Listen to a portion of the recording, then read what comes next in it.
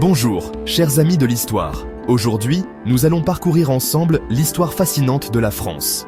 Des Gaulois au temps moderne, la France a connu des périodes de paix et de prospérité, mais aussi des guerres et des révolutions. Comprendre le passé, c'est éclairer le présent et préparer l'avenir. Alors, embarquons ensemble pour un voyage captivant à travers les siècles. Avant la France, il y avait la Gaule, habitée par des tribus celtes que l'on appelle les Gaulois.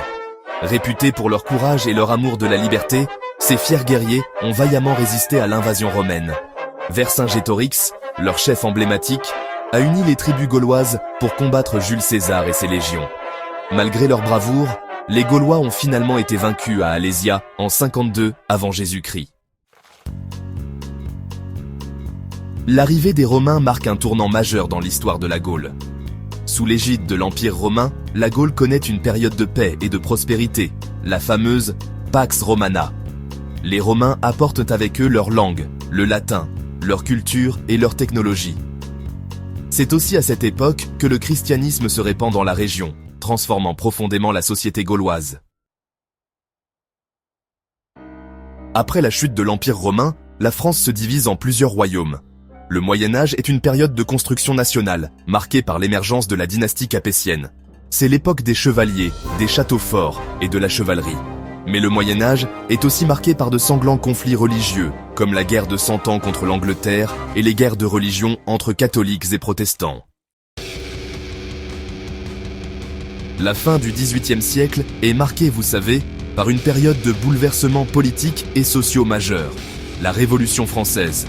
En 1789, le peuple français, las de la monarchie absolue et des inégalités sociales, se soulève. La prise de la Bastille, le 14 juillet 1789, marque le début de la Révolution et la fin de l'Ancien Régime. La Déclaration des droits de l'homme et du citoyen proclame les principes de liberté, d'égalité et de fraternité. Mais la Révolution française connaît aussi, son lot de violence avec la terreur et l'exécution du roi Louis XVI. Au lendemain de la Révolution, un jeune général ambitieux, Napoléon Bonaparte, s'empare du pouvoir. Napoléon mène la France à la victoire sur de nombreux champs de bataille, étendant son empire à travers l'Europe. Mais vous savez, ses ambitions démesurées finissent par le mener à sa perte. Après la défaite de Waterloo en 1815, Napoléon est exilé, marquant la fin de l'Empire. Le XXe siècle est marqué par deux guerres mondiales d'une violence sans précédent.